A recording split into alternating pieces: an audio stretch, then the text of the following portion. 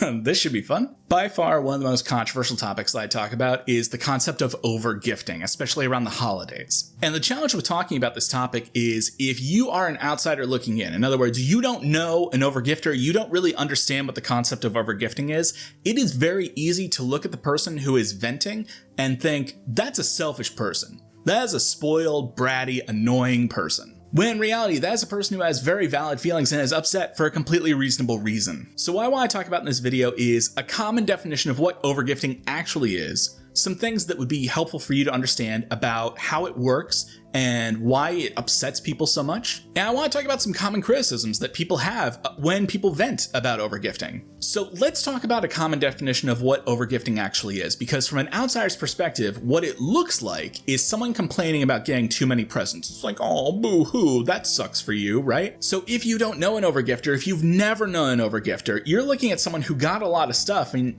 they're complaining about it. And you're like, what is your problem? There are people who don't get anything around the holidays. There are people who don't get any gifts around their birthdays or other major events. And you're over here complaining because you got too many. What is their problem? What is wrong with them? And the thing is, I totally get where you would make that conclusion. I totally get it, because if you don't know an overgifter, it's a very different experience. So from an outsider's perspective, overgifting is when someone receives a lot of gifts from one individual. Either that, or if they're a parent, maybe their child received a lot of gifts from one individual. And again, on its face, it looks like they're being selfish complaining about it. But that's not what overgifting really is. There are a couple of characteristics of overgifting and why people who are targets of an overgifter, or whose children are targets of an overgifter, are so upset about the phenomenon. And the first characteristic, the one that I really want to put a point on because it's very, very, very important that you get this part. The people who are upset because they or their kids have been targeted by an overgifter are not upset about the gifts. The gifts are not the problem. The problem is that they set a boundary with the gifter. They clearly communicated that boundary well in advance. That person may have even agreed to the boundary verbally in writing, and then the gifter just ignored that boundary entirely. Now, if you're in a relationship and you set a boundary with someone else and they ignored that boundary, you would call that toxic behavior. You would call that harmful behavior in a relationship. And it does still apply when gifting is involved. A lot of people think that, no, you can't apply that language because, you're receiving something as a gift from another person. You can use this language. Anyone who's ever received a gift with strings attached, as an example, would know that that's an appropriate response. So again, it's not about the gifts. It is about the boundaries that have been set that have been completely disregarded by another person. Another thing that's really important is when you look at those gifts are typically not high value gifts. And I don't necessarily mean that from a monetary perspective. I also mean that from a thought perspective, because ideally, if I'm giving a gift to someone else, I want to make sure that I have found a thoughtful gift for them. I want it to be something personal, something that they will like, something that they will use, something that they need. And it's very often not the case when you're the target of an overgifter that the gifts that you receive have much thought put behind them at all. For example, one thing that I see that's really common is overgifters will pick a theme about that person, a very loose, weak theme, and then get a bunch of stuff that loosely ties into that theme. For example, if at one point you mentioned that you casually liked giraffes when you went to the zoo a couple of years ago, you then get a deluge of giraffe-themed gifts for Christmas. And it's not just a giraffe stuffy, which on its own might be a thoughtful gift. It's also the giraffe pencils, the giraffe post-it note, the giraffe calendar, the giraffe notebook, the giraffe day planner, just a ton of giraffe-themed things that you might never use, that aren't especially thoughtful, that you probably end up tossing or donating. And so rather than one or two really thoughtful gifts, you get this deluge of stuff that you have nothing that you can do with that. You have nowhere you can put it. You have no use for it. And so essentially what's happened is rather than being given a gift, you've been given a set of burdens. And again, this is where outsiders who don't know an overgifter typically chime in and say, you're being really selfish. You're being really bratty about this. Like, what's your problem? Some people don't get any gifts. And that's sort of like saying, how dare you complain about having the flu when there are people out there with cancer? And I'm sorry to use such an extreme example, but just because someone else doesn't receive gifts on the holiday doesn't necessarily mean that the people who receive way too much non-thoughtful gifts, who feel burdened and overwhelmed by them, don't also have a place to be able to vent about that. It's sort of like saying, do you want to be drowning or dying of thirst? And I want to point out, you can set boundaries with other people to say you do not want a lot of stuff. And there are a lot of perfectly reasonable reasons for not wanting a lot of stuff. One of the most common that I hear from parents whose kids are the target of overgifters is there's just not a lot of space in the house. The kids already have a lot of stuff.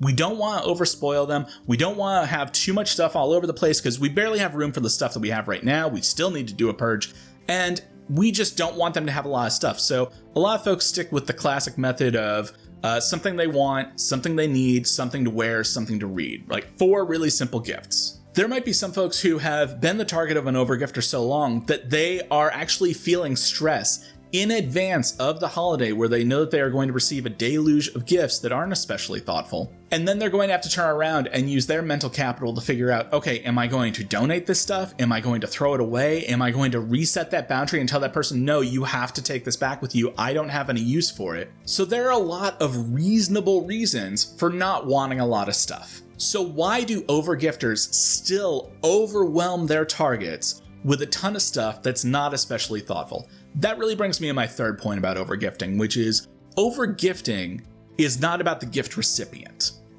Overgifting is about the gifter. And here's what I mean by that. If you are giving a gift to someone else and you're trying to be thoughtful about it, you're trying to find a gift that they need or that they want, that would be really useful to them, that would be something that would mean a lot to them, you are trying to come up with that idea that meets those characteristics. Because when you give them that gift, you want them to feel good. You want them to feel good. The trick, though, is an overgifter is coming up with all these little tiny things to make this big pile of stuff that they can give to someone because it makes them feel good. They don't actually care about the feelings of the person who's receiving the gift. They may think that they do, but ultimately the reason that they're getting all that stuff is because they want themselves to feel good, which ultimately, if we're being a little bit honest, is pretty selfish. If you are deliberately overwhelming someone with stuff, especially if they've told you before, this is way too much, I'm setting a boundary just a little bit, if you're going to do a gift, just a little bit, and you repeatedly violate that, you are being selfish. You are being harmful to a person that you apparently love and care about because they've set a boundary with you and you've decided, screw it, that's not my boundary to follow, even though they've set that. And I think one of the really cruel ironies that overgifters don't necessarily realize is if they think that their target is going to be enjoying all these gifts and just thinking like, wow, this and this and this, and look at all this stuff, this is amazing. That's not what happens. That's not what happens. They are not going to get the reaction that they expect because their target doesn't feel a sense of gratitude or happiness or joy, which is what you would typically expect someone to experience when they open a thoughtful or kind gift. What they instead experience is stress and anxiety, and in some cases, frustration and anger, because they've set a boundary that has been violated with all of these things. Now, what's really interesting is I posted about this for a couple of years now, and I almost didn't post this year because the person in my life who I would consider to be an overgifter has done a phenomenal job this year of finally really listening to us, taking our feelings and boundaries into account, and respecting those, even though it was initially not something that they wanted or really enjoyed, right? I appreciate that they did that, and it's dramatically improved the quality of our relationship. So I almost didn't post this video, but there are so many other people who are still affected by this, and I'm really making it so that there's a bit more awareness around this issue. I would liken this to you going out to a restaurant, and the waiter comes over to the table and says, "Can I get your drink order?" And you say, "I just want 1 glass of water. That's all that I need. I don't need any more than that. I just want 1 glass of water." And they go, "Okay." And they come back with 2 full pitchers of water, a carton of milk, a can of paint because they heard you liked liquids, and they hand it all to you and you go, "This is way too much stuff. I just wanted like a single glass of water. I don't have a lot of space on this table for all of these things." And then they turn to you and go, "You're so selfish. What is wrong with you? Some tables don't even have water. And on top of that, I got you paint because I thought you liked liquids. Now, make sure you take a picture with the paint later so I can post it to Facebook." So the targets of overgifters are not people who are being selfish or whiny or spoiled or brats. These are people who have genuine grievances. Now, whenever I post about this, I always see a couple people come to the defense of the overgifter, which I think is a little odd. But to give you an example of some of the common criticisms that I've seen, I already touched on this one, but they'll call the gift target selfish or spoiled, when in reality, all that they want is for their boundaries to be respected. That's the only gift that they want. They don't want all of this stuff. They're actively saying, no, keep your money, keep your time, keep your energy. If you're going to get me anything, just something small. I've heard plenty of people say, well, maybe gift giving is the overgifter's love language, and you are denying them the ability to show their love. Now, first of all, love languages are not a thing. They were just invented by some Christian pastor who wrote a book that sold a lot of copies because a lot of people connected with the idea. There's no scientific basis in this. It's literally just one guy's thoughts. But love languages, at their core, if we're going to run with this idea, are about how people receive love, about how they receive love from others. And the idea behind gift giving was that they would receive love when their partner finds a small, thoughtful gift for them. Flipping it around so that it's about the giver receiving love by giving gifts to others is basically like saying it doesn't matter how you want to be loved. What matters is how the overgifter defines how you want to be loved. I've also seen some people take it personally because they like to go all out for holidays. And I will say that there is a really clear line that needs to be drawn here, because not everyone who goes all out for the holidays would be considered an overgifter. What really defines an overgifter is when you consistently get a lot of stuff for other people, it's done to make you feel good and not them, if you're being honest with yourself. And the majority of that stuff is not necessarily thoughtful. It's just loosely tied into a theme. You got it so that they could open up a ton of stuff rather than to have meaningful gifts. So it's really about you and not about them. And on the flip side, this is really the key point. If the people that you get gifts for have repeatedly said to you, I don't want you to do this. I don't want you to overwhelm me with a bunch of gifts. If you're going to get me anything, please just get me something small.